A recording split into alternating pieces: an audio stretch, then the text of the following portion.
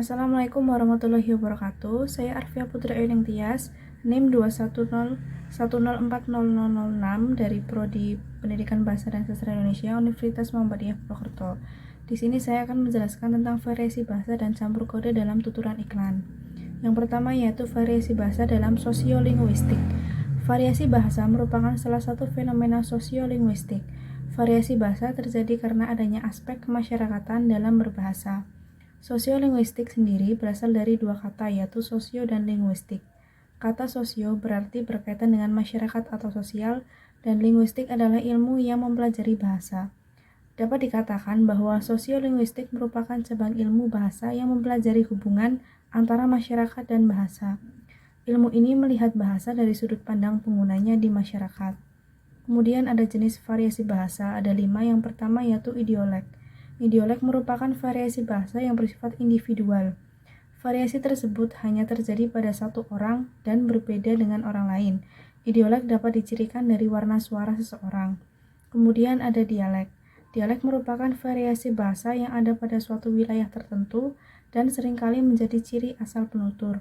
Contohnya yaitu bahasa Jawa memiliki beberapa dialek, yakni dialek Surabaya, Jogja, Solo, dan Banyumasan. Kemudian ada tingkat tutur. Tingkat tutur dapat dilihat dengan pilihan kata yang berbeda dengan orang yang berbeda. Hal ini juga menyangkut kesopanan terhadap lawan berbicara. Contohnya yaitu bahasa Jawa mengenal kesopanan ketika berbicara dengan orang yang lebih tua atau dianggap memiliki status sosial yang lebih tinggi. Kemudian ragam bahasa. Ragam bahasa terjadi karena adanya perbedaan sudut pandang antara penutur, tempat, dan situasi. Hal ini mengakibatkan ragam bahasa resmi atau formal dan tidak resmi atau non-formal. Ragam formal digunakan pada acara resmi, tentu dengan pilihan kata yang sesuai dengan situasi. Lalu ada register. Register memiliki maksud dan fungsi tertentu sesuai dengan maksud penutur. Selain itu juga mencakup konteks sosial. Register dapat dijumpai baik dalam teks lisan maupun tulis. Register lisan pada bahasa iklan akan berbeda dengan bahasa koran. Selanjutnya yaitu campur kode. Campur kode adalah penggunaan lebih dari satu bahasa atau kode dalam satu wacana atau satu percakapan. Menurut ahli, menjelaskan bahwa campur kode adalah pemakaian dua bahasa atau lebih atau dua varian dari sebuah bahasa dalam satu masyarakat tutur, di mana salah satu merupakan kode utama atau kode dasar yang digunakan memiliki fungsi dan keotonomiannya.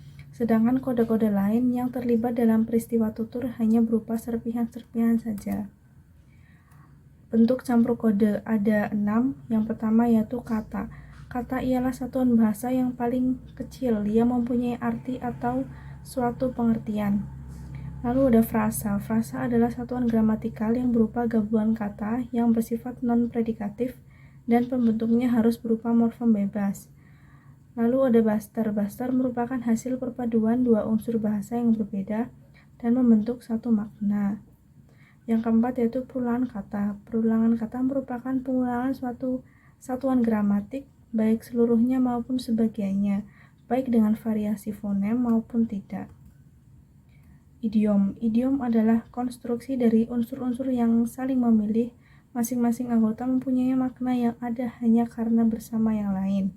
Lalu ada klausa. Klausa ialah satuan gramatikal berupa kelompok kata yang sekurang-kurangnya terdiri dari subjek, predikat, dan mempunyai potensi untuk menjadi kalimat. Lalu ada jenis campur kode pada iklan. Ada 3. Yang pertama campur kode ke dalam atau inner code mixing, yaitu campur kode yang menyerap unsur-unsur bahasa asli atau serumpun yang masih sekerabat. Misalnya, dalam campur kode tuturan bahasa Indonesia terdapat unsur bahasa Batak di dalamnya. Yang kedua yaitu campur kode keluar atau outer code mixing, yaitu campur kode yang unsurnya berasal dari bahasa asing. Misalnya, pemakaian bahasa Indonesia yang tercampur dengan bahasa Inggris. Lalu ada campur kode campuran atau hybrid code mixing, yaitu campur kode yang di dalamnya menyerap unsur bahasa asing dan bahasa asli. Kemudian ada variasi bahasa dalam iklan. Wujud variasi bahasa pada tuturan iklan, yaitu pada iklan slogan Shopee, dapat dilihat dari 3 jenis, yaitu wujud variasi bahasa asli, variasi bahasa asing, dan variasi bahasa slang atau bahasa gaul. Masing-masing wujud variasi bahasa yang diperoleh merupakan variasi bahasa yang bersifat tidak resmi. Yang pertama yaitu variasi bahasa asing. Variasi bahasa asli atau dapat disebut dengan campur kode ke dalam. Yaitu pada kalimat koyo ngene rasane wong nandang kangen rina wengi, yang memiliki arti begini rasanya kalau lagi kangen setiap malam. Untuk menyambut promo, maka Shopee mengenalkan berbagai layanan jasanya kepada masyarakat. Dalam iklan tersebut, Shopee menggandeng penyanyi terkenal Didi Kempot untuk ikut memeriahkan promo yang akan dilakukan dan menggunakan variasi bahasa daerah Jawa Tengah dalam iklan. Selanjutnya yaitu ada variasi bahasa asing, yaitu pada kata cashback everyday yang berarti uang kembali setiap hari. Shopee memberikan layanan timbal balik kepada konsumen berupa pengembalian uang tunai atau uang virtual. Yang kedua yaitu ada birthday sale yang berarti penjualan ulang tahun. Untuk merayakan hari ulang tahun Shopee, maka dari itu Shopee meluncurkan berbagai promo. Kemudian ada variasi bahasa gaul, yaitu pada kata ongkir ekstra.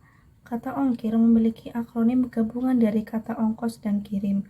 Namun hal tersebut digabung menjadi ongkir, yang memiliki arti pengiriman biaya yang digunakan untuk jasa pengiriman.